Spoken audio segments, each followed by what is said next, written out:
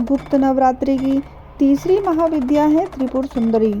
अनुपम सौंदर्य, भक्तों को अभय प्रदान करने वाली, यौवन युक्त और तीनों लोकों में विराजमान देवी त्रिपुर सुंदरी कई नामों से विख्यात हैं।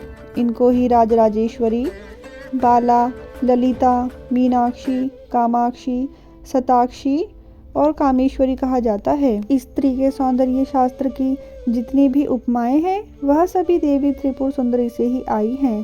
देवी और अन्य देवी देवताओं के पूजन में अनिवार्य रूप से षोडश माताओं की अर्चना होती है।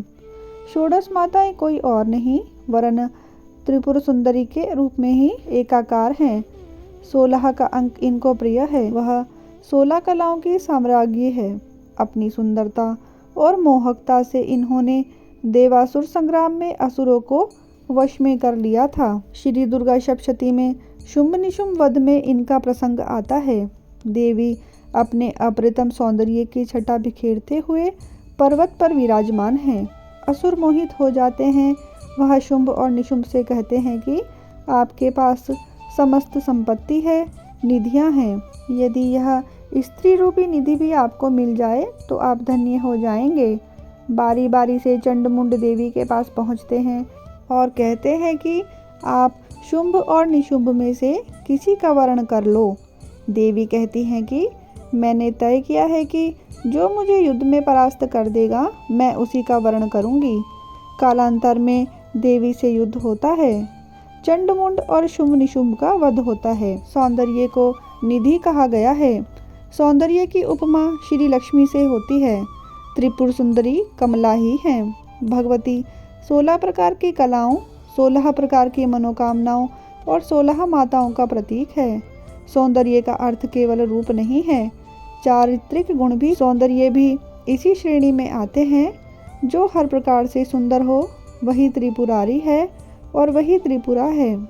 त्रिपुरा एक कुल की तरह है, जैसे त्रिपुर बाला सुंदरी, त्रिपुर भैरवी और त्रिपुरा। त्रिपुरा की आराधना से ही एक राज्य का नाम ही त्रिपुरा पड़ा। कामाख्या मंदिर और त्रिपुर बाला सुंदरी मंदिर देवबंद सहित देश के कई स्थानों पर इनके मंदिर हैं। त्रिपुर सुंदरी की आराधना से कमला नाम से विख्यात 10वीं महाविद्या धन की अधिष्ठात्री हुई। उनको श्री की उपाधि मिली। श्री यंत्र जो यंत्र शिरोमणि है। त्रिपुर सुंदरी की आराधना करने वाले भक्त को लौकिक और पारलौकिक शक्तियां प्राप्त होती हैं।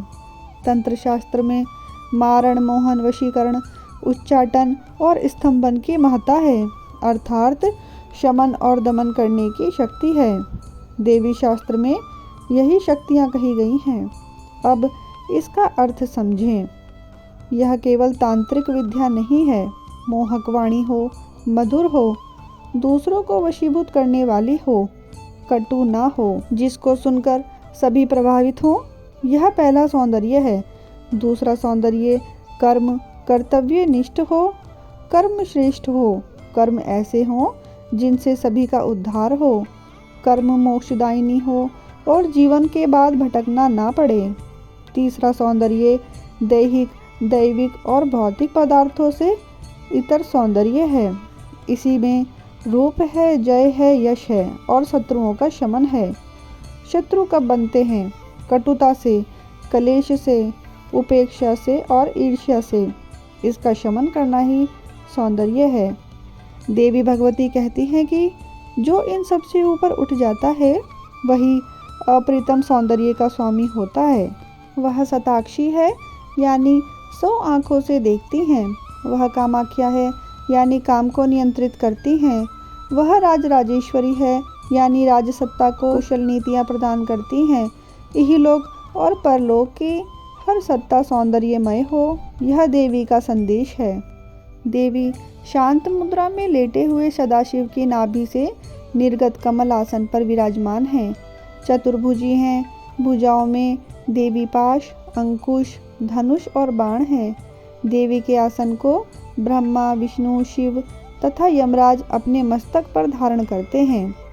देवी 3 नेत्रों से युक्त एवं मस्तक पर अर्धचंद्र धारण करती हैं। देवी मंत्र और जाप विधि 10 महाविद्या में तीसरी महाविद्या के रूप में देवी त्रिपुर सुंदरी समस्त प्रकार की विपत्तियों को दूर करती हैं, सौंदर्य प्रदान करती हैं, भक्तों को अभय प्रदान करती हैं। गृहस्थों के लिए इनकी सर्वश्रेष्ठ पूजा है।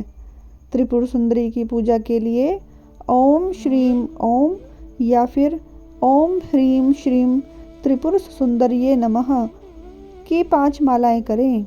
यह जप कमलगट्टे की माला से होगा। पहले 5 दिन 5 मालाएं करें। इसके बाद आप 1 माला भी कर सकते हैं। शुक्रवार विशेष मंगलकारी है।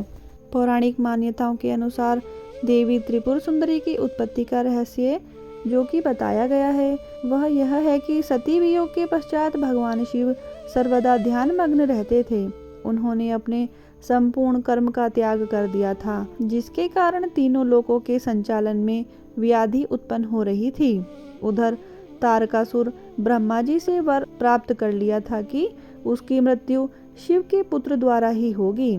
समस्त देवताओं ने भगवान शिव को ध्यान से जगाने के लिए कामदेव और उनकी पत्नी रति देवी को कैलाश भेजा।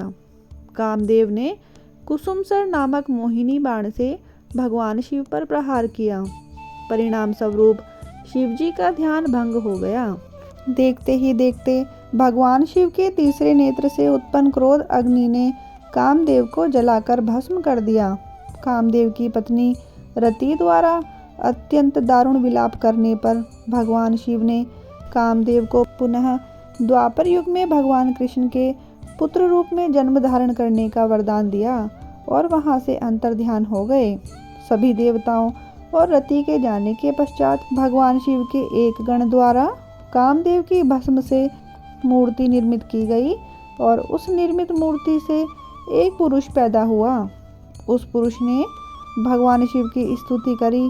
इसके बाद भगवान शिव द्वारा उस पुरुष का नाम भांड रखा गया। शिव के क्रोध से उत्पन्न होने के कारण भांड तमोगुण संपन्न था और वह धीरे धीरे तीनों लोकों पर भयंकर उत्पात मचाने लगा। देवराज इंद्र के राज्य के समान ही भांडासुर ने स्वर्ग जैसे राज्य का निर्माण किया तथा राज करने लगा। तदंतर भांडासुर ने स्वर्गलोक पर आक्रमण कर देवराज इंद्र और स्वर्ग राज्य को चारों ओर से घेर लिया। भयभीत इंद्र नारद मुनि की शरण में गए और इस समस्या के निवारण का उपाय पूछा। देवर्षि नारद ने आदि शक्ति की यथाविधि अपने रक्त तथा मांस से आराधना करने का परामर्श दिया। देवराज इंद्र ने देवी की आराधना की और देवी ने त्रिपुर सुंदरी स्वरूप में प्रकट होकर भांडासुर का वध कर देवराज पर कृपा करी और समस्त देवताओं को भय मुक्त किया। बोलिए मां त्रिपुर सुंदरी की जय। आशा करती हूँ कि मेरी यह वीडियो आप सभी को प्रिय लगी होगी। यदि आपको यह वीडियो पसंद आई है तो कमेंट बॉक्स में जय मां त्रिपुरा सुंदरी की अवश्य लिखें। वीडियो को लाइक करें, शेयर करें और मेरे चैनल को सब्सक्राइब करना ना भूलें। धन्यवाद।